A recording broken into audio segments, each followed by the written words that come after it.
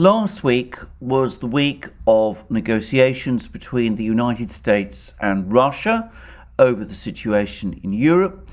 Negotiations which obviously were followed up by meetings at NATO headquarters and at ODYSEE headquarters, which, however, must be seen as a sequel to the main negotiations, the key negotiations, which took place between the Russians and the Americans a week ago last Monday.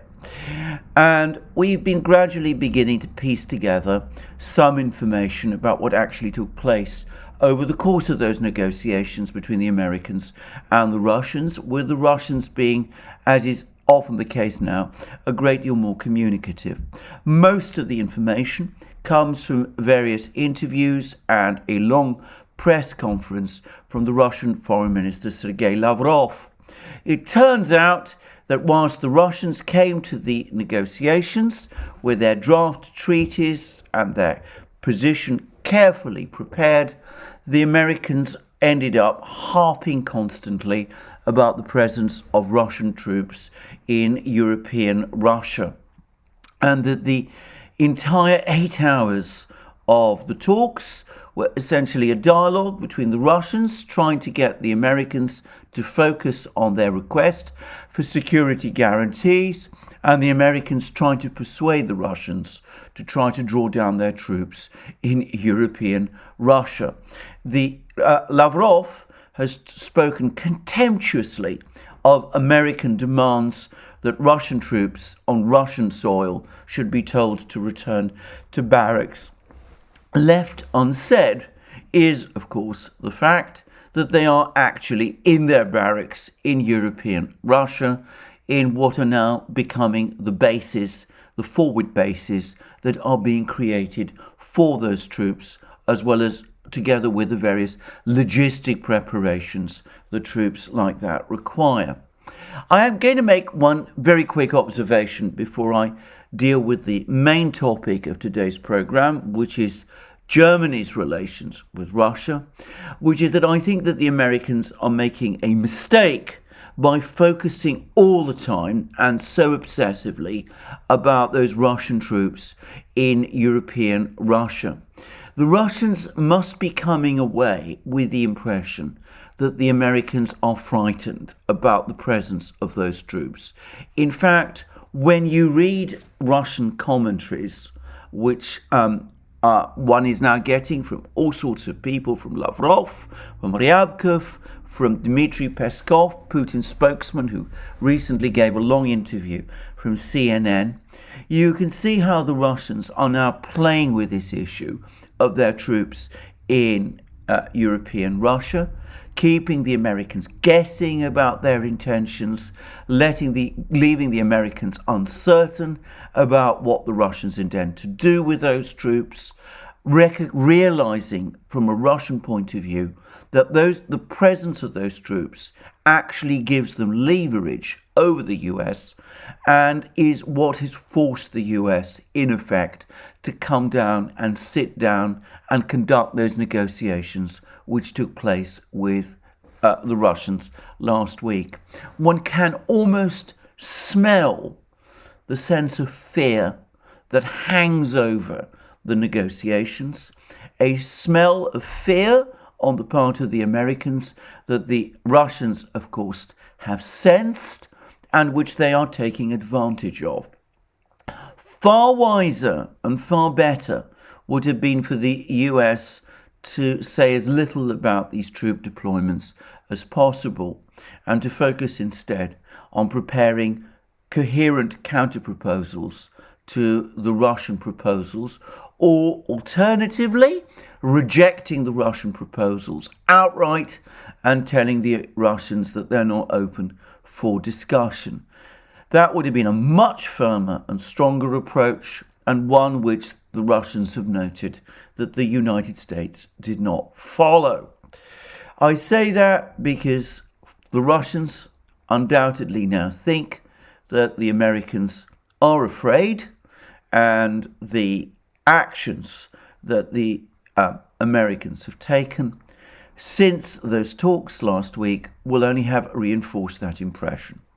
But anyway, that is an aside. The main point is that this week, the other big power with a stake in events in Europe, not perhaps as big a power as the United States or Russia, but a big power nonetheless, which is Germany, is now taking an active role. And here it's important to say that we have today news that the German Foreign Minister, Annalena Baerbock, is now in Moscow. She's going to have talks tomorrow with the Russian Foreign Minister, Sergei Lavrov. She's also visiting an art gallery, the Tretyakov Art Gallery. She's going to attend an exhibition. She's going out of her way, in other words, to give the impression that she wants business as normal with the Russians and that she's putting aside the strident Atlanticist rhetoric that she was engaging in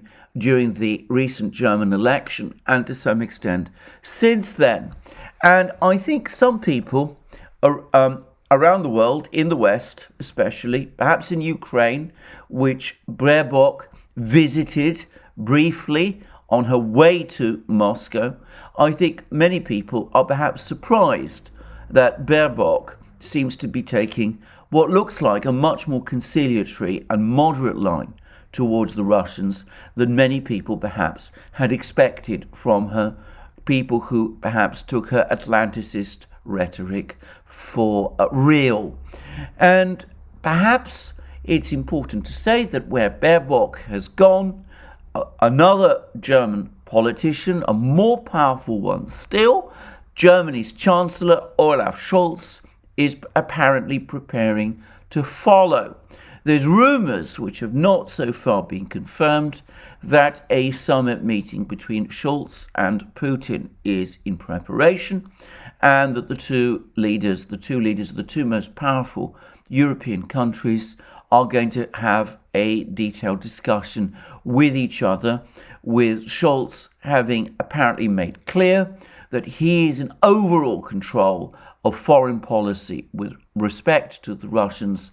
rather than Baerbock, who nonetheless, at least for the moment, seems to be loyally carrying through Scholz's policy. And that policy, in Baerbock's words, is to seek predictable relations, stable relations with the Russians. But one gets the sense that when Baerbock says it, when the Germans say it, it has rather more meaning than when the Biden administration was saying it this time last year.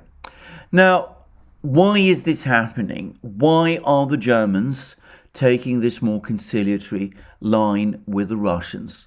Well, the short answer is that the Germans are also extremely concerned about the situation in Ukraine. They are very, very nervous about a war there, and they must be extremely concerned about the fact that in the event that there is such a war, they might be pushed into imposing further sanctions on the Russians, sanctions which would be, frankly, extremely damaging to the German economy. Now, this brings me perhaps to a larger point, which is that there has been some enigma, some mystery, if you like, about German policy towards Russia and the German approach to the whole Ukraine crisis. And I say that because on the face of it,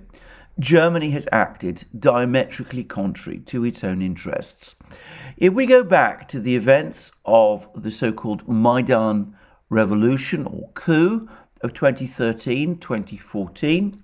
given the enormous importance to Germany of its relationship with Russia, a country with which Germany was actively forging an extremely important trade and commercial relationship, a relationship which remains very important to Germany, and a relationship which was, by the way, also very important for German security. One would have thought that the Germans would be extremely careful not to allow a crisis to arise in Ukraine, which would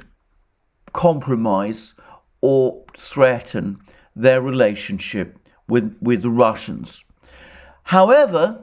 For whatever reason, either because Merkel underestimated Russian reaction to the events in Ukraine, which seems extraordinary, or perhaps because she was distracted by other matters, or perhaps because she came under intense pressure from the Atlanticists within the European Union, and of course from the United States as well, she went along with the events which led up to the Maidan coup. And thereafter, things then began to take an extremely serious turn, because when it became clear that the Russians would indeed respond, and respond strongly, to the events in Ukraine, as they showed when they acted decisively in Crimea, and as the situation in eastern Ukraine seemed to deteriorate, it looked as if the Germans, Angela Merkel and the Foreign Minister Frank-Walter Steinmeier, were going out of their way to try to diffuse the situation. And I can remember clearly how in late February, early March, it was the Germans, not the Russians, who first floated the idea of the federalization of Ukraine, political decentralization of Ukraine, acknowledging the fact that the various constituent parts of Ukraine should be allowed to a great extent to administer themselves as a way out of the crisis. And negotiations seem to be taking place between the Russians and the Germans, and by the way also between the Russians and the Americans, all of which seem to be leading towards that outcome. And there was an important summit meeting which the Russians attended in Normandy in 2014, when Putin was present with Merkel and her French ally François Hollande, and the Ukrainian President Petro Poroshenko was there. And there seemed to be some agreement at the time, an agreement which the Germans clearly were heavily lobbying for some kind of negotiation which would lead to a compromise solution of the crisis in eastern Ukraine, a solution based upon decentralization. Well, in the event, the Ukrainians, Poroshenko, it turned out clearly that they were not interested in reality in any kind of negotiated settlement of the Ukrainian crisis, and far from being interested in negotiations, when Poroshenko put forward the peace plan that everybody had been expecting, it contained no real provision for decentralization, but was in effect an ultimatum to the eastern Ukrainians to capitulate, following which, when they didn't do so, he ordered the Ukrainian army to attack the Donbass. And I can remember at the time that the Russians were extremely angry about all of this, and were extremely angry with Merkel because she took no action, as they saw it, to restrain Poroshenko from those steps, and they felt very much that Merkel had led them up the garden path. And then things got worse still when, over the course of the fighting in eastern Ukraine, on the occasion of the shooting down of the Malaysian airliner, Merkel went along with a demand from some other of the Western powers for sectoral sanctions to be imposed upon Russia. Something which the Russians were even more angered about after they felt that Merkel had tricked them over the negotiations. And for a time, it looked as if personal relations between Merkel and Putin had completely broken down. Now, there is a great deal of uncertainty about this. It's not obvious why Merkel acted in the way that she did. It's possible that when Poroshenko launched his offensive in eastern Ukraine, she imagined that the Ukrainian army would quickly roll out resistance in the Donbass and that the problem would go away. The sanctions were imposed when it became clear that that wasn't going to happen. But why did she take the step of imposing sanctions in the way that she did, a way that seemed to contradict her own earlier proposals for federalization. Why was she taking that particular line? Well, clearly she was coming under intense pressure from the Americans and the British and some of the EU hardliners. But I understand, and there was a report about it at the time, I think from the Financial Times, that what tipped the balance of her decision-making to do that was that she received a report from the German intelligence agency, the BND, which told Merkel that if sectoral sanctions were indeed imposed on Russia, then the oligarchs, the famous Russian oligarchs, would put enormous pressure on Putin to back down, and if Putin didn't back down, the oligarchs would take action to remove him. So Merkel seems to have thought that that's what would happen, and that she seems to have been persuaded by this report that if she imposed those sanctions, Ukraine would win in eastern Ukraine, Putin would back down, and perhaps even hand Crimea back to Ukraine rather than risk ouster from power by the oligarchs anxious to get the sanctions, the sectoral sanctions, lifted. Well, if that was the calculation, and all the indications are that that was the case, then by the end of 2014, especially when it became clear that the ruble crisis that hit Russia in the autumn was going to be contained, by the end of the year, it became clear to her that that wasn't going to happen, that she had miscalculated badly in June 2014 when she agreed to the sanctions being imposed, and that her decision to go along with those sanctions, was a serious mistake. It had endangered the critically important relationship with Russia, and it was creating a festering crisis between Germany and Russia in Ukraine, which it was in Germany's imperative interest to resolve. And then what happened was that at the beginning of 2015, further fighting between Ukraine and the militias in the Donbass resulted in the encirclement of a large part of the Ukrainian army in a town called Debaltseve, and Merkel seized the opportunity, or so it seems to me, on the basis that she was acting to rescue those encircled troops. She seized the opportunity to try to find an off-ramp. She flew to Moscow and had a one-to-one meeting with Putin in the Kremlin. When I say a one-to-one meeting, there were no stenographers or translators present. It was just those two people, Putin and Merkel, in a room. Now, the reason there were no stenographers there, the reason there was no one else in the room there, was that of course gave Merkel an opportunity to be much more forthright and much more straightforward with Putin than it would have been possible to be with all sorts of other people there, people who from the German embassy, the German foreign ministry, some of whom might not be entirely trustworthy, and some of whom might have passed on reports about what Merkel and Putin had discussed with each other to Merkel's political rivals, but perhaps most importantly to the Americans. So that was why that meeting took place with Putin and Merkel by themselves in the Kremlin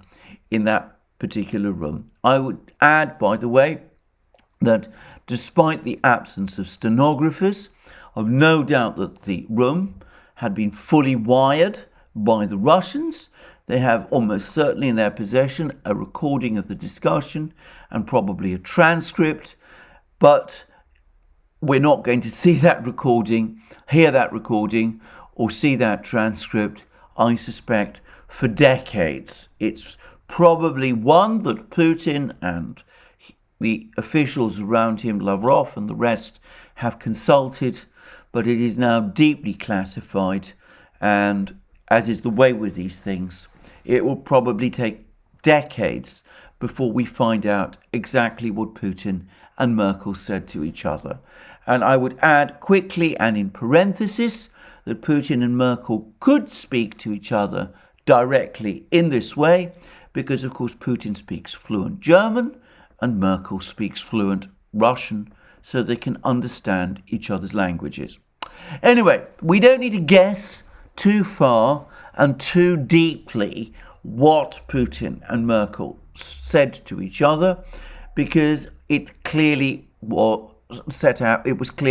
clearly led to the further negotiation that took place shortly after in the Belarusian capital Minsk between the Germans, the Russians, the French were also there, Petro Poroshenko, the president of Ukraine, was there, and importantly, representatives of the Donbass, the Donetsk and Lugansk People's Republics, they were there too, even though up to that point, and by the way, since then, the Ukrainians have refused to meet with these people. Anyway, the result of the discussions that took place in Minsk was the Minsk Agreement. And I'm going to say here that I have no doubt that the outline of the Minsk Agreement was what Putin and Merkel agreed with each other in those earlier talks, those one-to-one talks in Moscow, and which they jointly imposed on a deeply reluctant and very unhappy Poroshenko. Now, Poroshenko signed the Minsk Agreement, and of course the Minsk Agreement makes it very clear that there have to be direct negotiations between the Ukrainians and the leaders of the two breakaway republics of the Donbass, the Donetsk and Lugansk People's Republics. The intention being to agree a new constitution which will provide autonomy for the Donbass and federalization for the rest of Ukraine. Federalization being, let me reiterate again, originally a German idea, with elections to follow after those constitutional arrangements had been agreed,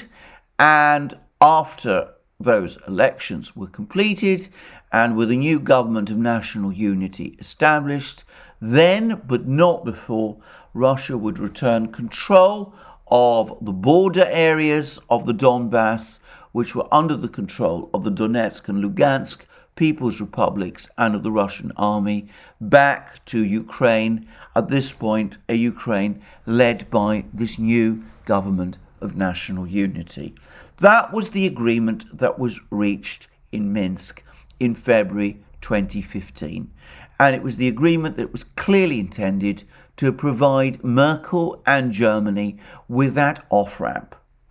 Now, at this point, again, mystery starts, because though Merkel played an absolutely key role in getting the Minsk Agreement negotiated and agreed, she took no step thereafter to have it implemented. As I remember, parts of the US government and the British government were absolutely furious with the Minsk Agreement. Victoria Nuland, who then, as now, was a prominent official in the State Department and a fervid supporter of unqualified backing for Ukraine, was so angry that when a German official, I think it was Horst Seehofer, at that time Minister-President of Bavaria, at the time when he was actually addressing the Munich Security Conference, Victoria Nuland led a walkout from the conference chamber. So lots of things like that were going on at the time. But I think that the reason that the Germans, having in effect achieved that off-ramp with the Minsk Agreement, then went back on it, the reason they did that was because of something else they decided to do over the course of 2015. And that was, they persuaded the Russians to agree to build the Nord Stream 2 pipeline. Now, the reason the Germans did that was because they need Russian gas. And as I have explained many times, Nord Stream 2 was a German idea sold to the Russians, who were very reluctant and had deep misgivings about it, but an idea which the Germans were able to sell successfully to the Russians because Putin eventually was persuaded to agree to it. Now, the Russians were persuaded to agree to it because they were given promises by the Germans that Nord Stream 2 would not be subjected to the EU's third energy package, and the Germans asked for Nord Stream 2 because since Merkel had taken the decision to close down Germany's nuclear power stations, Germany needed Russian gas to keep its industries running, its households warm, whilst the energy transition to alternative energies was, at least in theory, in the process of being carried out. Nord Stream 2 is essential for Germany's economic future. That was why Merkel, having made this decision to close down the nuclear power stations, took it, and that was why she went to Moscow, or at least why the Germans went to Moscow and persuaded the Russians to agree to build Nord Stream 2. But of course, having taken the decision to get Nord Stream 2 built, the Germans then faced a further problem because, of course, Nord Stream 2 was deeply unpopular with the Ukrainians, with the Americans, with powerful officials within the European Commission, and with various European countries, EU countries like the Baltic states, Poland, Britain, and the other hardline states. And from the German point of view, with Nord Stream 2, the completion of Nord Stream 2 becoming the imperative, it became essential for the Germans to ensure that no action was taken by the EU Commission or by the United States to kill Nord Stream 2. And that meant that Germany had to take a harder line towards Russia and a softer line towards Ukraine so as not to provoke American or European action to block Nord Stream 2. So again, I think the Russians were deeply annoyed about this, but of course, to some extent, they went along with it because from the Russian point of view, for most of this period, the Ukrainian crisis was in abeyance. I would add that the situation became extremely complicated and very difficult when in 2019 the Trump administration did eventually start to impose the dreaded sanctions on Nord Stream 2, and it looked for a time as if the Biden administration, the incoming Biden administration, was intending to go still further. Anyway, some kind of negotiation then took place at the start of 2021 between the Germans and the Biden administration, and some sort of a deal was done. Now, we don't have the whole detail, but it looks to me as if the Germans were able to get the Biden administration to agree to waive sanctions against Nord Stream 2 to allow the pipeline finally to be built. But in return, the Germans agreed to go along with what I think it is now is an American project of getting the Minsk Agreement in effect replaced by a new concept of direct negotiations between the Ukrainians and the Russians, cutting out the Donbass republics, cutting out the Donetsk and Lugansk People's Republics. And that deal seems to have been done at the start of last year. And the story of the negotiations over the course of 2021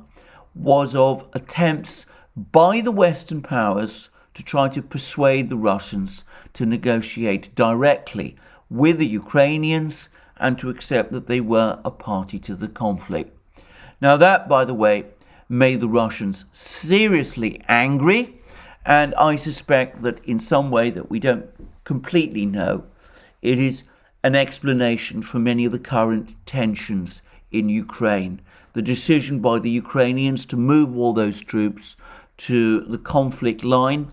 at the start of last year, the Russian counter-responses, the difficult negotiations that took place over the summer, the angry decision by the Russians to publish the diplomatic cables between themselves and the Germans and the French, which took place a few weeks ago and which I discussed in earlier programs. So we have this extremely tense situation, a situation where the Germans are trying to protect Nord Stream 2 from sanctions by the United States because they need Nord Stream 2,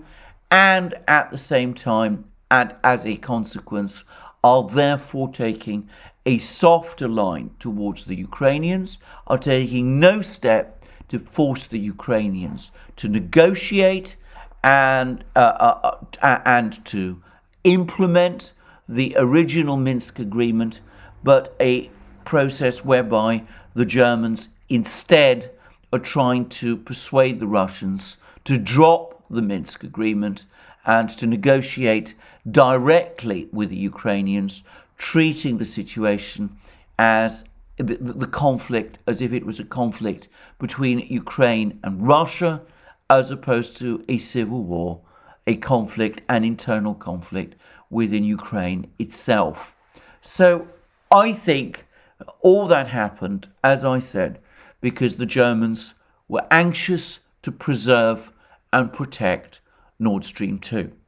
Now, I think that this also explains much of the diplomacy over the last few weeks, because we've seen how the United States, how the administration has recently acted using, as I discussed in a recent video, the filibuster to block sanctions on Nord Stream 2. The reason I'm sure they did that was because of huge pressure from Germany, but also because the administration has probably figured out that Nord Stream 2, keeping this issue alive, keeping the Germans on tenterhooks until the certification process is concluded, a certification process which has been made extraordinarily complicated, no doubt because of all the diplomacy and negotiations that have been going on behind the scenes, that the United States, that the administration has calculated that by keeping the Germans in suspense over Nord Stream 2, they have leverage over the Germans. They are preventing the Germans from doing this final deal with the Russians, the deal which sees the Minsk Agreement implemented and some sort of peace in Ukraine. And I suspect that this is very much the underlying story at the moment. Now, that leaves the Germans in some ways in a difficult position. They need Nord Stream 2. They also cannot have a war in Ukraine. They are, by all accounts, becoming extremely nervous about the current situation. And there was a recent article in the Wall Street Journal which spoke about growing unease amongst the NATO states, the various European NATO states, about US policy as a result of the negotiations with the Russians. It seems that there are some NATO states, it's not difficult to guess which ones, Poland, the Baltic states, Romania, Slovakia possibly, maybe a few others, who are unhappy about the fact that the Americans are sitting down and talking with the Russians about legally binding security guarantees. They're very unhappy that the Americans even did that thing. And there are other states, a group of other states, and again, it's not difficult to guess which ones, Germany, France, Italy, which are becoming also increasingly nervous about the situation and are desperate to avoid a war. And in the case of the Germans, desperate to avoid a war, which would result in further sanctions on Russia being triggered, which would hurt the German economy and would result in the final and conclusive end of Nord Stream 2.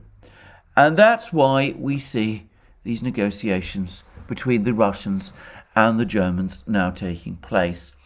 The Germans, just like the Americans last week, are desperate to avoid a crisis, a war in Ukraine. Even the Greens, who have previously spoken out against Nord Stream 2, now can see the numbers. They have learnt, just as the Americans have learnt, that if there is a sanctions war with Russia, the United States cannot supply to Europe enough gas to make up the difference from the Russian gas that Europe might lose, that would be obviously a disaster for Germany, the German economy. But of course, if there were further moves, if there was a general cut-off of Russia from SWIFT, if it would be German companies, first and foremost, which are heavily invested in Russia, which would be the ones that would be most affected. German machine tool exports and other exports to Russia would be affected. Also, it would be a body blow for the German economy. So the Germans are desperate to avoid a situation like that, a situation where sanctions are imposed upon Russia. And that explains why people like Baerock, despite her previous Atlanticist statements, her anti-Russian statements, why people like Scholz are now anxious to have discussions, to have talks with the Russians. Why Baerock is talking in this conciliatory way as she's going to Moscow, and why, if and when Scholz does finally meet with Putin, either in person or virtually, we can be sure that he will be taking a very similar conciliatory line. So that, it seems to me, explains the background to these discussions, these negotiations that are taking place between the Germans and the Russians at this time. Now, the Germans, to be very clear about this, are playing for time. They're playing for time because, in order to appease the Americans and their European critics, they have gone along with certain elements of the third energy package with respect to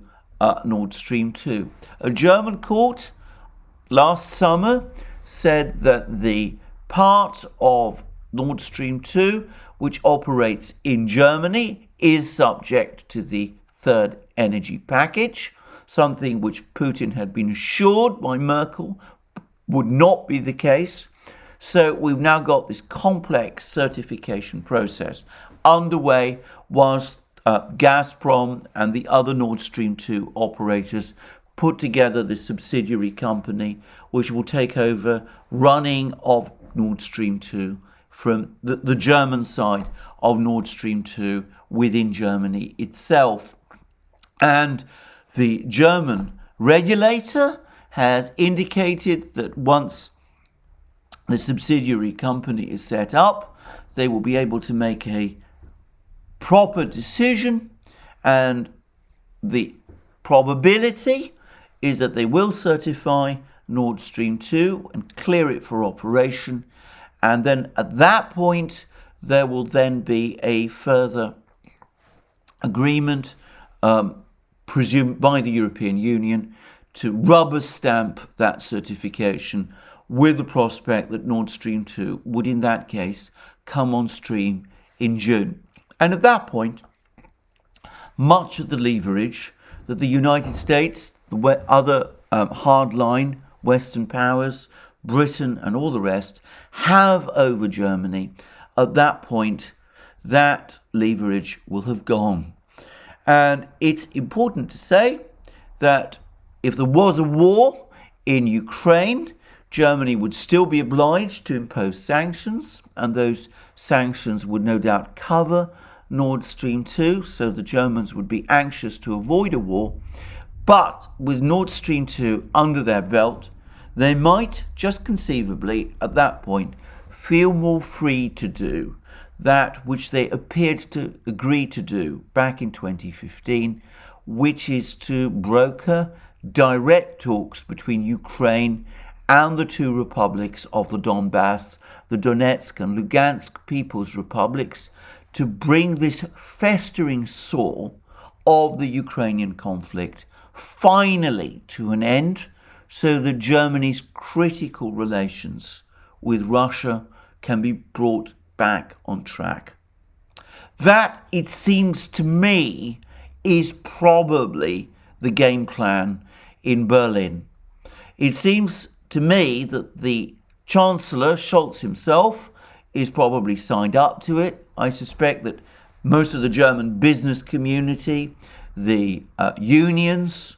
probably most of the dominant personalities within the CDU, CSU, are signed up to it also. There's been some discussion about Christian Lindner, the head of the Free Democrats, who is now a member of the current coalition as finance minister. He's made some critical comments about Russia in the past. But I would add that I can well remember how a couple of years ago, Lindner was talking out against sanctions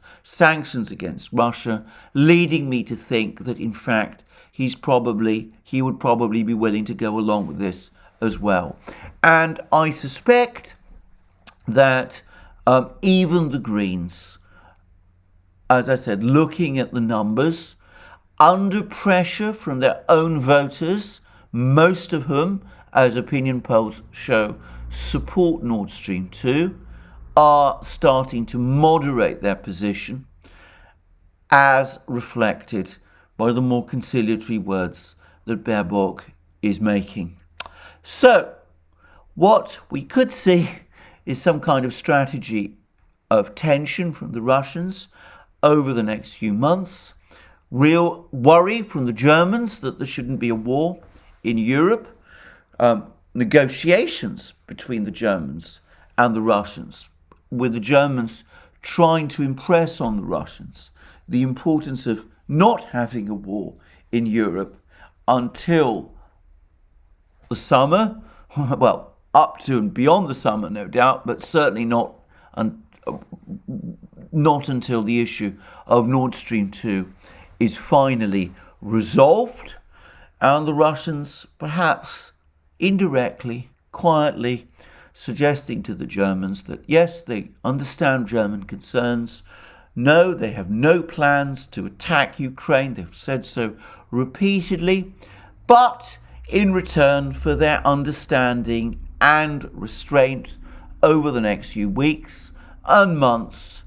they do nonetheless expect that once Nord Stream 2 is up and running in the summer, well, at that point, the Germans will finally do that which they promised to do back in 2015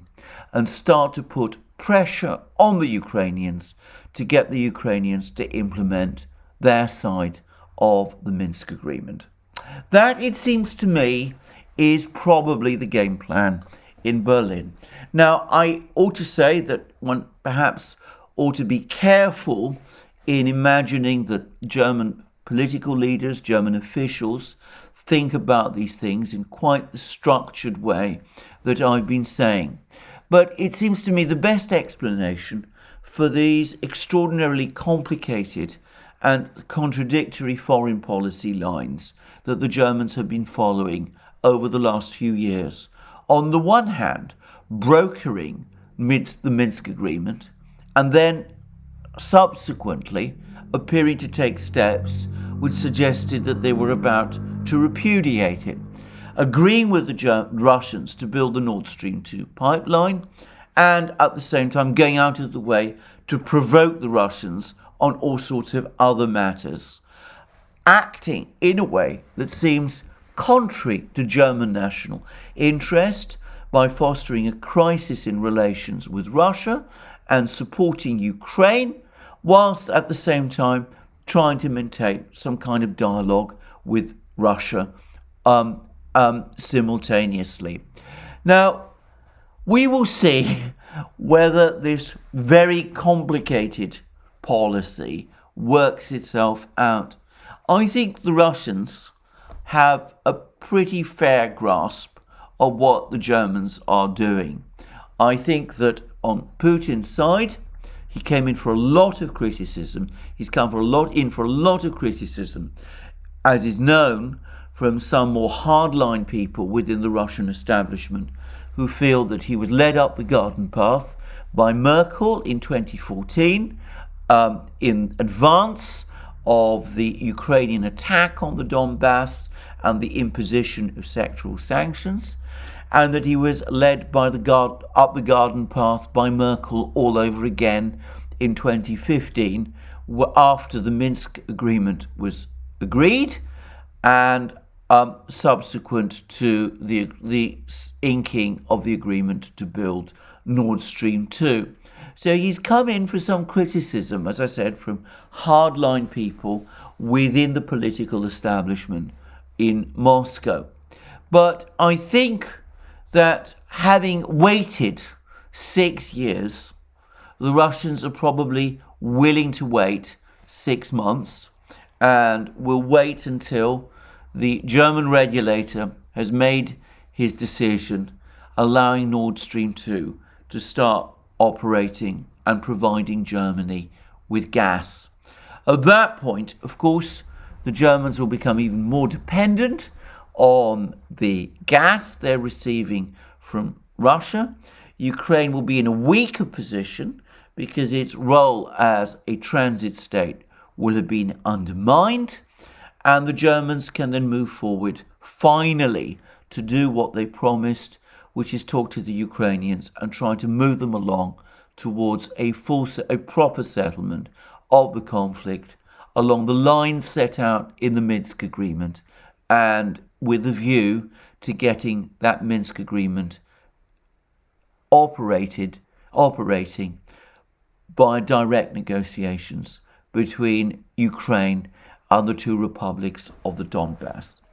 Well, will that happen? It's a very complicated strategy. There's no guarantee that it will. Germany is not united in these matters. There are very strong Atlanticist voices in Germany itself. People like Baerock have up to now appeared to lend weight to those Atlanticist voices. On top of that, there's always the uncertainty about what the Ukrainians might do. The Ukrainians have recently been begging the Germans for the Germans to supply them arms. The Germans have flatly refused to agree to that. The person who passed on that refusal was none other than Baerock herself, who said that there had to be a diplomatic solution to the Ukrainian crisis and that there was no military solution to it, something which the Ukrainians won't have taken kindly to. So it's possible that the Ukrainians, feeling that the Germans are about to betray them, might do something reckless. They might launch that attack in the Donbass, which we've been hearing so much about. They might do it in order to provoke that Russian counterattack, which would then lead to the sanctions and to that great crisis in East-West relations, which some people in Ukraine might feel is the only way of at least keeping any hope of the success of the Maidan project alive. So it's possible that that could happen. I have to say that I think on balance, come the summer, with Nord Stream 2 out of the way, with that US leverage over Germany finally gone, we are more likely at that point to see the kind of moves that I've been talking about finally happen. I say that because my sense is, coming back to the points that I made at the start of this program, My sense is that the Americans, the administration, is as alarmed and as frightened of the prospect of a war in Ukraine as the Germans are. Though they're afraid of it for different reasons, they too do not want to be pushed into a position where they are humiliated militarily as a result of a Ukrainian defeat, and where they find themselves forced to impose sanctions on Russia, which would be counterproductive on themselves. So I think that the line will just about hold, but I can't be sure. And either way, we're going to have a very tense couple of weeks and months ahead. Anyway, it will be very interesting to see what happens when Baerock meets Lavrov, and more interesting still, if that meeting between Scholz and Putin that's been so much talked about finally takes place. Thank you for joining me for this program today. I look forward to you joining me again for future programs, both on this channel and on our main channel, the Duran, where I do programs with my colleague and friend Alex Christoforou. Please also don't forget to check out Alex's own channel. You find links to all these channels below this video. Also, remember to look us up on Locals, links under this video also, where we publish lots of exclusive content and where I do live streams every Wednesday at 1400 hours Eastern Standard Time, 1900 hours London time. And you can also check us out on all sorts of other platforms, also BitChute, Library, Rumble, ODYSEE, SuperU. I'm starting to lose count of how many. Alex has been incredibly busy. You can find us in all sorts of places now. You can also find us on Duran TV. We have our own TV service where you will find all our videos. And of course, if you want to support our work, you can support it via Patreon and Subscribestar, and by going to our shop and buying the amazing things that you will find there, our famous magic mugs and the rest. And you can also remember to support us by ticking the like button to this video if you've liked this video, and by checking your subscription to this channel. Well, thank you for joining me again today for this long analytical video on the subject of German-Russian relations on the eve of the talks between Baerock and Lavrov, and potentially between Putin and Scholz. And I look forward to you joining me again soon, and have a very good day until then.